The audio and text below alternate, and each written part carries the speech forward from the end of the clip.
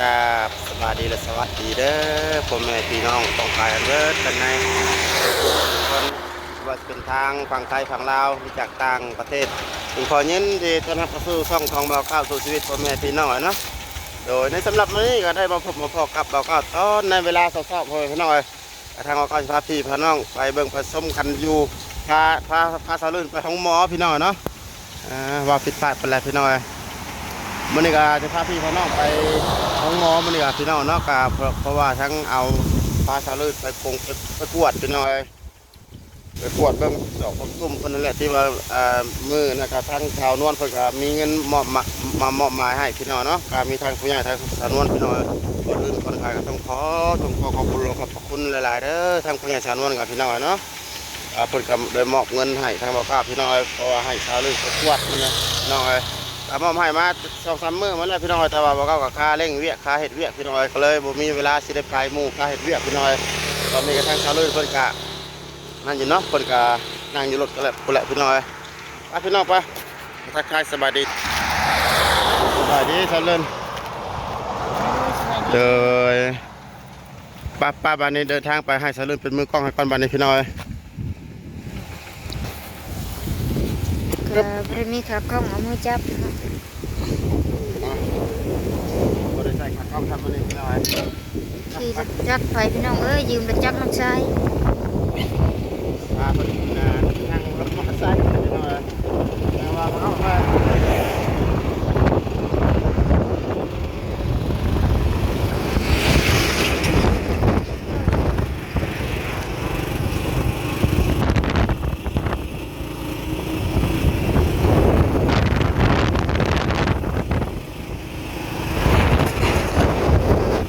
ลูกแห้งเด็กสิบ่นิ่งไปไดเด้อพี่น้องเพราะว่าบ่มีไม้เกาะขากล้องบ่เข้าเพเลย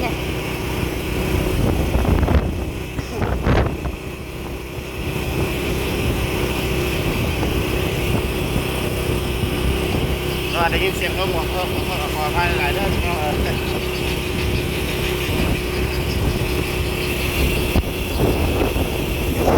ไปห้องหมอก็จักคนใช้ท่ายหรือบ่แหละพี่น้องก็เลยซื้อใช้ท่ายกับท่ายของพ่อแต่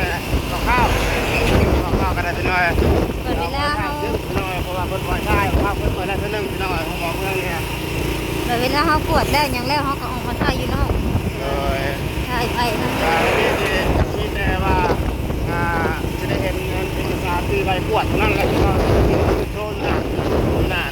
นะครับพี่น้อง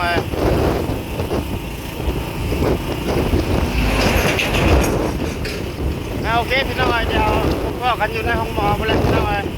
ตอนนี้กำลังเดินทางไปอยู่ตอนนี้ก็ได้ลูกแห้งเนาะเขามาฮอดห้องหมอแล้วเพียบเลยผมไม่พี่น้องเนาะต้องขอสบายดีผมไม่พี่น้องอีกทีนึงผมไม่พี่น้องเนาะตอนนี้ทางเขาก็ได้ออกมาถ่ายคลิปอยู่ได้ข้างนอกผมไม่พี่น้องเนาะเพราะว่าทั้งท่านหมอพันธุ์บ่อยถ่ายอยู่ทั้งข้างในพี่น้องเนาะเพราะว่ามันเป็นกฎของเพิ่นนะพี่น้อยจะเปิดรังเขาอยู่ด้านในพี่น้อยตอนนี้ก็ได้มาถ่ายอยู่ข้างนอกพี่น้อยเนาะ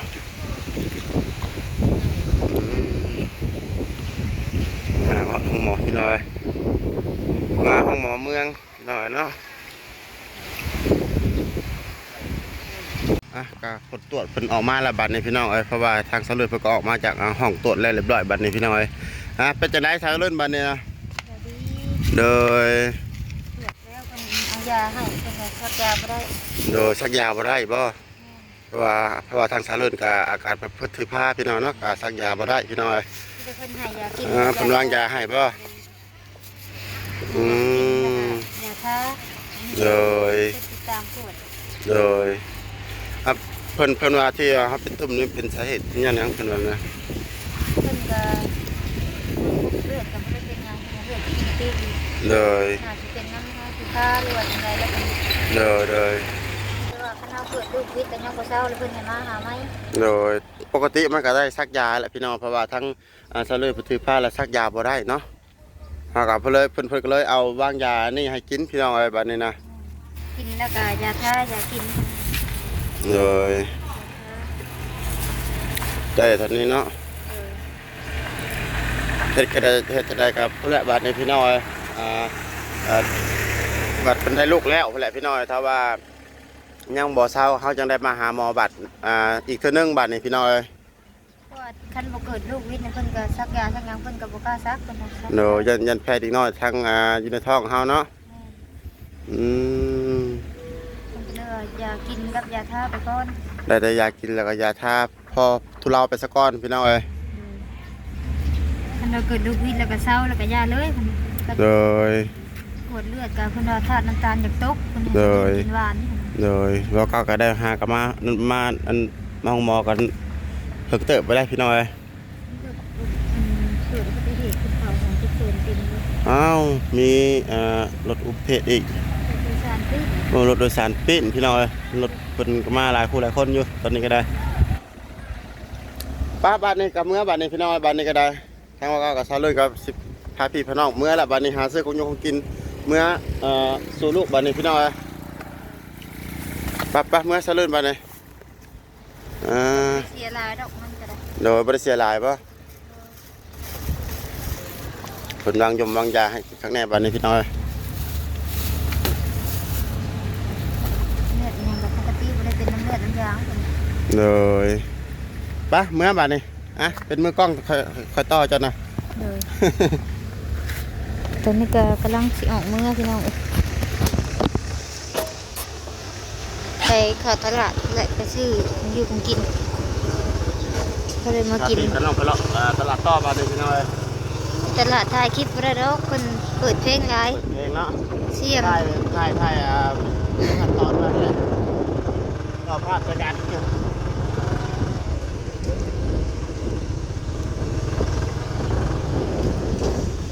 เพราะว่าอยู่นั่นไงเพราะว่าบนทางชัดเจนเนาะเพราะว่านั่นทั้งท่านหมอเพิ่นให้ทายเนาะเพราะว่าจิตรถของเพิ่นนั่นแหละ เดี๋ยวสิออกทางไหนออกทางเข้าแล้ววะ มันเข่าบ่เอาคันนี้ไปเลย เดี๋ยวสิบ่ลงบ่ออกทางไหน ลงนะลองเบิ่ง ดง ลงกลับมาถึงเก้าแล้วพี่น้อง มาของหมอเมืองอยู่พี่แหละพี่น้องก็อยู่ซิโน เนาะ ของหมอซุ้มซนเพิ่นน่ะ ว่าอยู่ไทยเป็นแต่สะออนเนาะหมักม่วงเลย หมอ เลย เพิ่นยกแต่ดอก ทำงานอยู่ปีนี้นะ แต่สะอ่อน ม่วงลกลายได้พี่น้อง จังไดเฮาก็มากวดเพื่อความมั่นใจเนาะ เลย แต่กวดกับเพิ่นก็เฮ็ดหยังบ่ได้คือเก่า เป็นม่วงละลายๆท่าอยู่พี่น้องเนาะให้แนะนำมาทางหมอพี่น้องได้มาแล้วได้บาดพี่น้องแต่ก็บ่ได้เป็นหยังมากมายเวลาท่านหมอเพิ่นว่าพี่น้อง เลือด น่าจะ เลือดปกติดี เกี่ยวกับที่ว่าเฮาคือผ้าแล้วเด็กน้อยนะพี่น้องเอ้ย เพราะว่าแต่ละคนมันอาจสิบ่คือกัน เลย ลูกเนาะ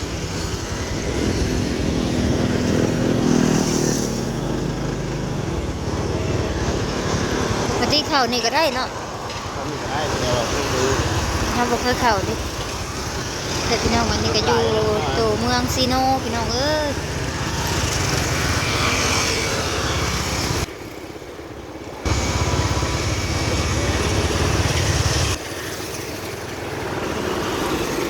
ไปแว่หั่นขายยาหั่นขายยานี่ได้ซื้อยามาให้แม่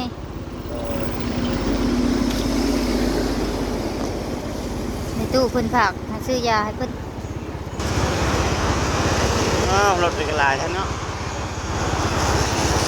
โอเคพี่น้องเอ้ยแบตโทรศัพท์ก็อยากเบิดเลยถ้าเบิ่งบัตรฮอดตลาดแล้วคันสิได้ถ่ายกันเนาะบ่ก็ โอเคพี่น้องนะตอนนี้กระทั่งบอกก้าวกับสลึนก็มาเลาะซื้อของอยู่ของกินบ้านนี้พี่น้องเอ้ยทั้งสลึนเพื่อการเลาะซื้อเครื่องซื้อของกินอยู่ตอนนี้กับพี่น้องเอ้ย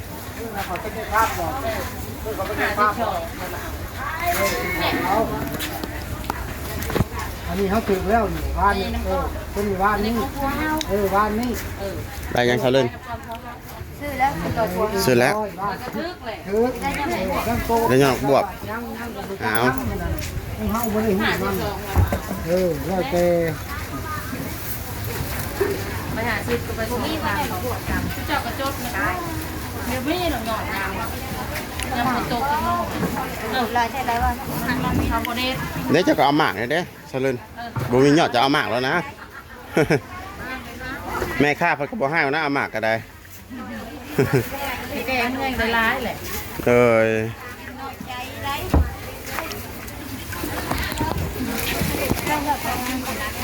ไปทางพุ่นไปห้ามแม่น้อยพุ่น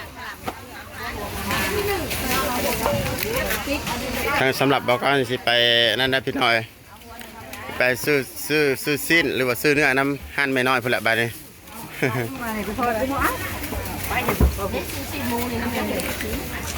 ลูกบุยักแม่ชิ้นหมูนี่นะ เพราะว่าลูกนี่สายจุพี่น้องเลยมาพี่ใส่เลยนะพี่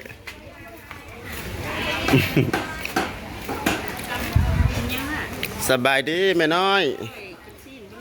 โดยเอาเครื่องโลสิ้นงัวหรือว่าเอาสิ้นสด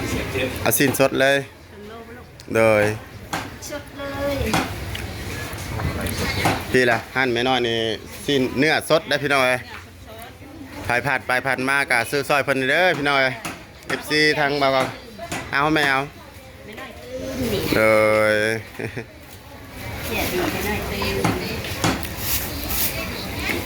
สิ้นแถวตลาดเซโนบ้านบ่อเก้าในลายใช่ไหมพี่น้อง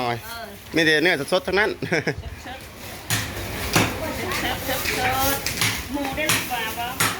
หมูบ่ได้เอาสาวเลยเป็นคนมาจ่ายเงินบาทนี่พี่น้อง แล้วเรียบร้อยสำหรับไม่น้อยบ่ต้องเป็นห่วงพี่น้องเลย เลยบ่อเก้าขาประจำเพิ่นพี่น้องเลย